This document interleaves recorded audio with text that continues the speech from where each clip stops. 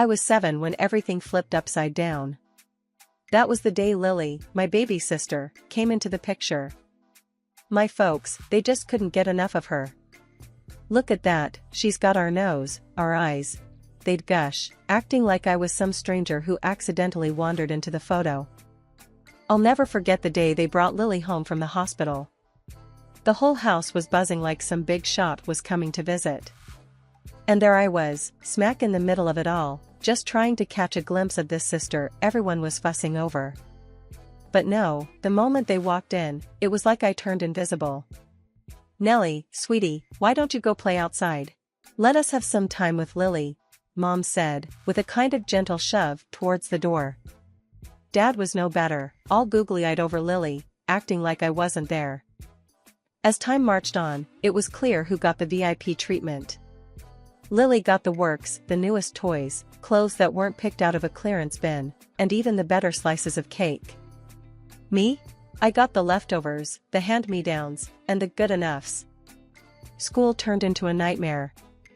"Hey, Scarecrow," they'd jeer, poking fun at my out-of-date, out-of-style getup. It stung, you know? I tried, really tried, to tell Mom and Dad how rough it was, hoping maybe, just maybe, they'd see me again. "I'm getting picked on at school. It's the clothes," I managed to spit out one evening. Mom barely glanced up, her hands busy prepping Lily's favorite meal. "Oh, Nellie, you're making mountains out of molehills. Lily's the baby, she needs the best we can give," she said, like that explained everything. Dad wasn't any help either. "You're the big sister, Nellie. You gotta be tough," he'd say, dismissing my feelings like they were nothing. That's how it was. Lily, with her shiny new things, and me, fading more into the background each day. I tried to brush it off, pretend it didn't bother me. But it did. Seeing Lily destroy her brand new toys while I clung to my second-hand ones, it just didn't sit right. Lily was the queen bee of our house, and she knew it too well. Her rule wasn't just about getting the best of everything, it was about making sure I knew my place, which was way below hers, obviously. One afternoon, I came home from school, my spirits a bit higher than usual. I'd actually had a decent day, no one called me names, and I'd aced a math test. But that was about to change. I walked into our room to find Lily with a marker in hand, my math notebook open and scribbled all over. Pages torn, equations smudged into oblivion. "Lily, what the heck are you doing?" I yelled, snatching the notebook from her grasp. She just looked up at me, her eyes wide with faux innocence. "I was just drawing. It looked boring," she retorted, her voice dripping with disdain. "Boring? That was my homework. How am I supposed to turn this in now?" I could feel the anger bubbling up, my brief moment of peace shattered. "Oh, boo-hoo. Just tell the teacher your dog ate it," she sneered, rolling her eyes and hopping off the bed, clearly not done wreaking havoc. Fuming, I gathered the ruined pages, trying to salvage what I could. It was then that Mom walked in, her eyes immediately drawn to the mess. "What happened here?" she asked, her tone already accusing me. "Lily destroyed my math homework with her art," I said, trying to keep my voice steady, despite the injustice burning inside me. Mom turned to Lily, who by now had perfected her me look. "I didn't mean to. I was just playing," she said, the picture of innocence. And just like that, I knew I was the one who'd end up in trouble. "Nellie, can't you see she didn't do it on purpose? You're older, you should understand," Mom chided, her words a slap in the face. The days turned into a never-ending loop of Lily's cruelties. She'd ruin my stuff, play the victim, and I'd get the heat. Clothes, books, even my few cherished items from Grandma, nothing was safe. One day, I caught her red-handed, pouring paint over my school project. "Lily, that's my project. Why?" I shouted, grabbing the paint bottle from her. "It's funny. You should have seen your face," she laughed, her enjoyment of my misery clear as day. That was it. I'd had enough. "You're such a brat," I yelled, the words out before I could stop them. Her laughter stopped, and she stared at me, shocked that I'd finally retaliated. But then, as predictable as the sunrise, her eyes filled with tears, and she ran out of the room, wailing like I'd struck her. Mom was on us in seconds, her face a mix of concern for Lily and anger towards me. "What did you do to your sister?" she demanded, her hands on her hips. "She ruined my project, and I called her out on it." I protested, knowing it was futile. "Lily's just a child, Nellie. You're the adult here. Apologize to your sister," Mom ordered, her voice leaving no room for arguments. Apologize? For what? Standing up for myself? The unfairness of it all was suffocating. But I knew arguing would only make things worse. So I swallowed the lump in my throat, nodded, and went to find Lily. In the midst of all the chaos at home, I found my escape in books. Grandma had this old bookshelf in her living room, crammed with every story you could imagine. From the first time she showed it to me, I was hooked. It was like stepping into another world, one where I wasn't just the overlooked older sister. "Nellie, try this one," Grandma would say, handing me a thick novel with a worn-out cover. "It'll take you on a grand adventure." I'd sit there, curled up on her couch, diving headfirst into tales of distant lands and daring heroes. For a few hours, I could forget about Lily and the constant comparisons at home. One day, Grandma caught me reading instead of doing my homework. "Nellie, you know you've got responsibilities," she chided, but her eyes twinkled with understanding. "Yeah, I know. But these stories, Grandma, they make me feel different. Like I'm not just me." I tried to explain, struggling to put into words how much those books meant to me. Grandma sat down next to me, her arm wrapping around my shoulders. "Books are special, Nellie. They're friends who never let you down. But remember, the real world is out there too. You've got to find your place in it." Back at home, Lily noticed my growing obsession with reading. "Why do you always have your nose in a book? It's so boring," she'd scoff, her disdain for anything that didn't revolve around her clear as day. "It's better than dealing with you," I'd snap back, immediately regretting letting her get to me. "Whatever, nerd. Enjoy your stupid books," Lily would retort, flouncing off to report my rude behavior to Mom and Dad. Mom didn't get it either. "Nellie, why don't you spend more time with your sister instead of reading all day? You're setting a bad example." How was I setting a bad example? By trying to find some peace?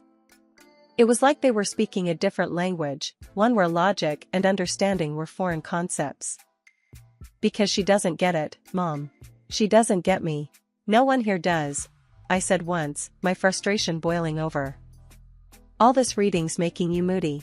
Maybe you should take a break," Mom suggested, completely missing the point. A break? From the one thing that made me happy? No way.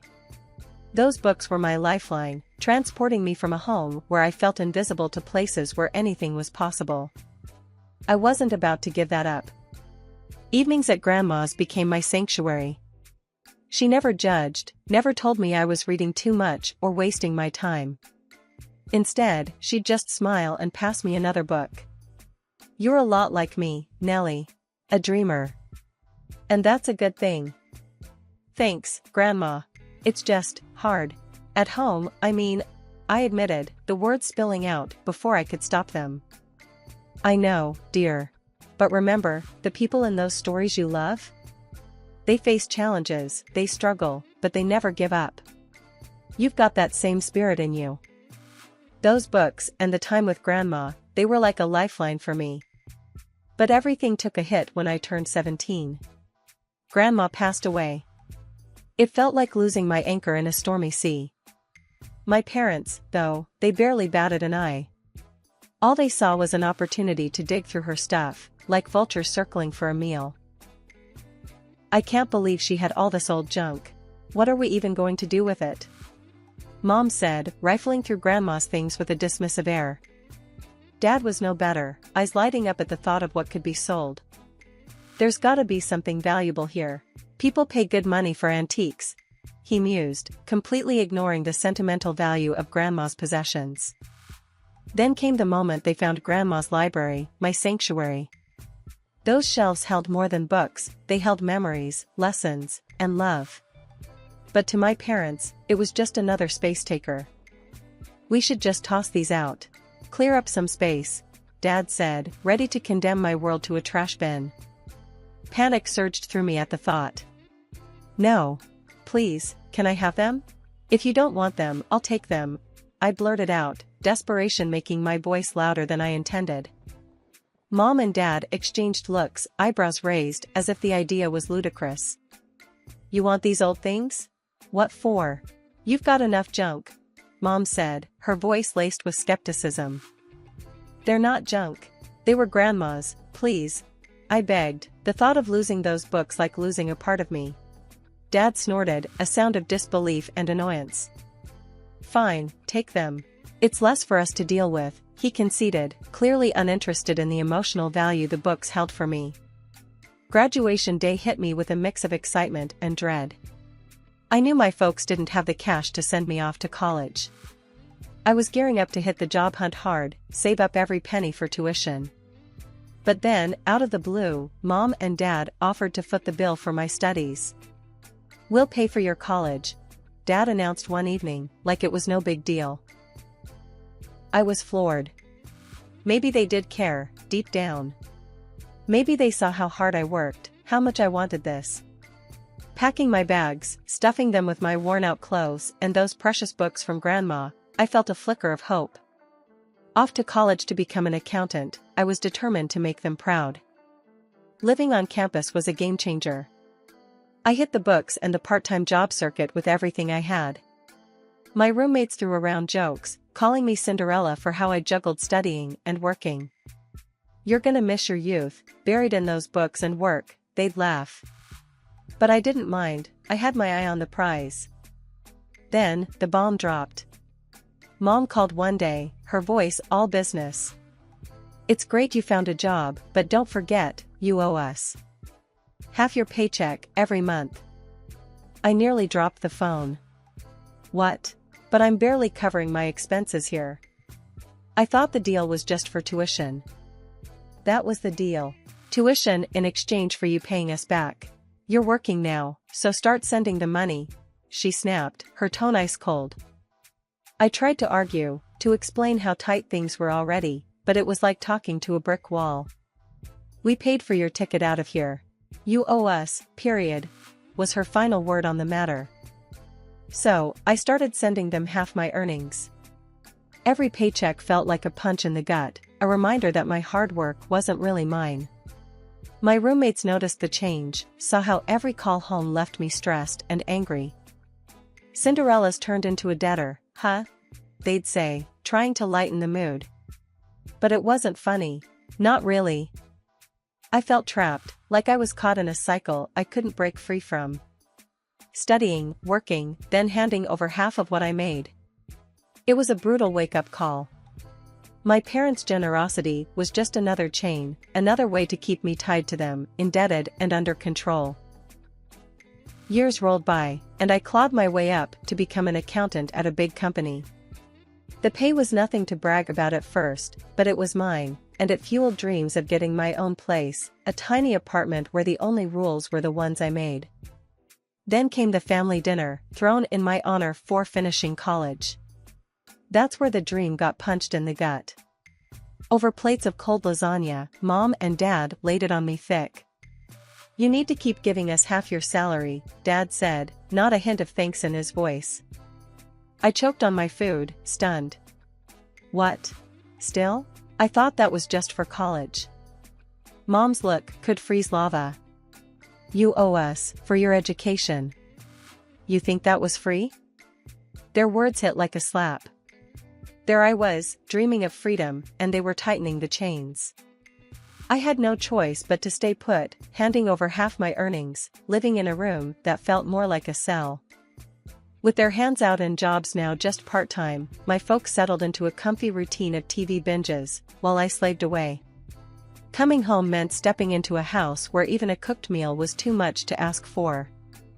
Lily, oh, she turned the entitlement up to 11. Hey, I need money for a new phone. Mine's practically ancient. she'd say, her hand outstretched, a smirk playing on her lips. She knew I was strapped, but that didn't stop her. Dressing in second-hand clothes became the norm, my wardrobe a decade behind, earning whispers and side-eyes at work. I was the living, breathing definition of budget fashion, if you can call it fashion. Fast forward a few years, my salary finally hit $4,000. Sounds like a win, right? Wrong. Half went straight to my parents, and Lily, ever the leech, siphoned off another grand for her essentials. Makeup, clothes, you name it, she had to have it, and somehow, it was on my dime. I was stuck, a cash cow for a family that saw me more as a wallet than a daughter. Just need a bit more for a night out with the girls, Lily would chirp, as if I was made of money. You do realize I work for my money, right? It's not like I'm swimming in it. I'd snap back, tired of the constant drain. Mom would always jump to her defense. She's young, let her enjoy life. You're always so stingy. Stingy? With what, the pennies I was left with? Every day felt like a battle, coming home to demands and complaints, my own needs always last on the list. Turning 30 should have felt like a milestone, a reason to celebrate or at least acknowledge I've survived 3 decades. But as fate would have it, my big day slipped by unnoticed by those who were supposed to be my nearest and dearest, my parents and Lily. I walked into the house that evening, half expecting a surprise, maybe a small cake or a happy birthday tossed my way. Instead, I found nothing but the usual indifference. Hey, you guys remember what day it is? I ventured, hoping for a flicker of recognition. Mom looked up, puzzled, then shrugged. Thursday? No, it's my birthday, I said, a mix of disappointment and anger simmering within me. Oh, right. Well, happy birthday then. Why don't you order us some pizza to celebrate? Your treat, Dad said without missing a beat, already scrolling through his phone for the pizza place's number. Without a word, I turned and retreated to my room, locking the door behind me. The sound of their laughter and the casual way they dismissed me echoed in my mind. This was the final straw. It was clear as day now, nothing was going to change unless I made it happen. It was just another night, counting the cost of dreams deferred, when my phone buzzed. Aunt Maggie, Mom's sister, rarely called, so seeing her name light up the screen was a jolt. Hey, Aunt Maggie, I answered, trying to mask the exhaustion in my voice. Happy birthday, love. I was thinking about you. Did your folks do something nice for you? Her voice was warm, a contrast to the chill I felt at home. I laughed, hollow. Nice? You could say it's been just another day. There was a pause, heavy with unspoken words. Listen, dear, I've been meaning to tell you something. It's about your grandma's contribution to your college fund.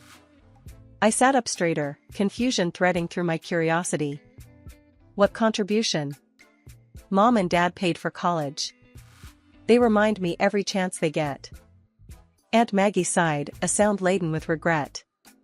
No, love. It was your grandma. She set aside a fund for you, made your parents promise to use it for your education. They never spent a dime of their own money on your tuition. The room spun. They, what? But they've been taking my money, saying I owe them for college. It's the truth. I thought you knew. I'm so sorry, Nellie. I hung up, my mind racing. The betrayal stung, burning away the fog of years of manipulation. It wasn't just about the money, it was the principle, the years of control, of making me feel less than, all based on a lie. I walked out to confront them, Mom, Dad, and Lily, all there, celebrating as if they hadn't just forgotten my birthday, as if they hadn't been lying to me all my life. I know about the lie. I blurted out, my voice steady, despite the emotions raging inside. Grandma paid for my college, not you. Their laughter cut off abruptly, replaced by a stunned silence, before Mom tried to brush it off. What nonsense. Sit down, let's eat.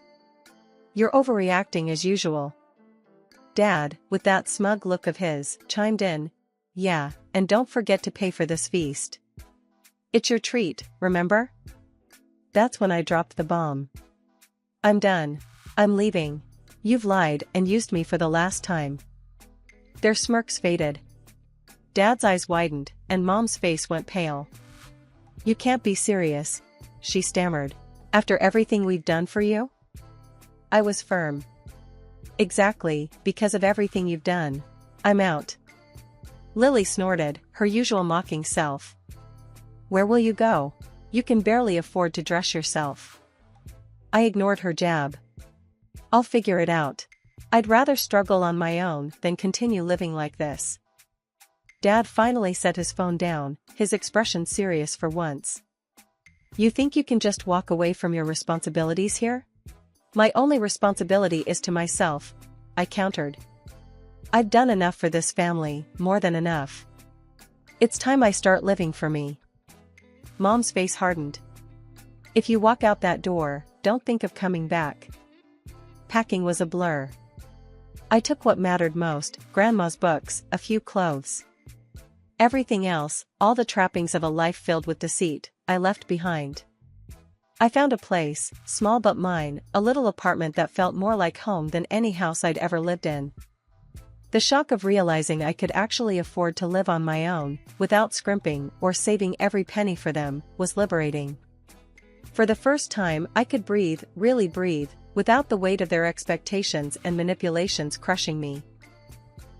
A month went by in a blissful, peaceful haze. Then the calls started. Mom, Dad, even Lily, all suddenly remembering my number, their voices dripping with false sweetness and desperate pleas. We need help, they'd say. We can't make ends meet without your help. I couldn't help but laugh. The audacity, after years of taking and taking, to ask for more. This time, I was ready. I blocked their numbers, cutting off the last tie to a past I no longer wanted any part of. Life in my new apartment was like breathing fresh air after being underwater for too long. I filled it with plants, cozy cushions, and, of course, Grandma's books took pride of place on the shelves. My first morning there, I remember making coffee and just sitting on the floor, surrounded by boxes, feeling an overwhelming sense of peace. It wasn't long before I had to dive into work, and that's where I really started to see the changes in me. I wasn't just more confident, I felt empowered, like I could tackle any challenge thrown my way. My colleagues noticed too. Nellie, you've been on fire lately, Jenna, a close colleague, commented as we grabbed lunch one day. I smiled, stirring my coffee. Feels like I've finally woken up, you know? Yeah, I do. It's awesome to see. You're, like, a whole new person. That whole new person vibe wasn't just in my professional life. For the first time, I started to invest in myself too. I picked up hobbies that I'd always wanted to try but never had the time or energy for, thanks to my previous family obligations. I started painting, something I hadn't done since I was a kid, and joined a local hiking group. Life felt full, vibrant, and entirely mine. Aunt Maggie became my rock during this time. Her support was unwavering, and she was always just a call away, ready to listen or offer advice. One evening, she invited me over for dinner, something that had become a monthly tradition for us. As we sat down to eat, she broached a subject I hadn't expected. Nellie, I've been thinking. You've done so well for yourself, really turned your life around. How would you feel about inheriting my house? I wanted to go to someone who loves it as much as I do, and I can't think of anyone better than you. I almost choked on my water. Aunt Maggie, that's incredibly generous, but I can't accept that. Why not? She asked, her eyes twinkling. Think of it as a family legacy, passing from one generation to the next. You deserve it, Nellie. We went back and forth, but Aunt Maggie was insistent. By the end of the night, I was overwhelmed by her generosity and what it meant for my future. It was a testament to how far I'd come, from being the family's forgotten provider to being recognized and valued for who I was. Reflecting on my journey, I realized that breaking free from my family's toxic dynamics was the best decision I'd ever made. It wasn't just about gaining financial independence or escaping their constant demands, it was about finding myself, discovering my worth outside of their valuation. Life now was a testament to the power of change, of making hard choices for the sake of one's own happiness and well-being. I had learned that sometimes, the family you create is just as important as the one you're born into. And sometimes, to find your true place in the world, you have to be willing to leave behind everything you thought you knew.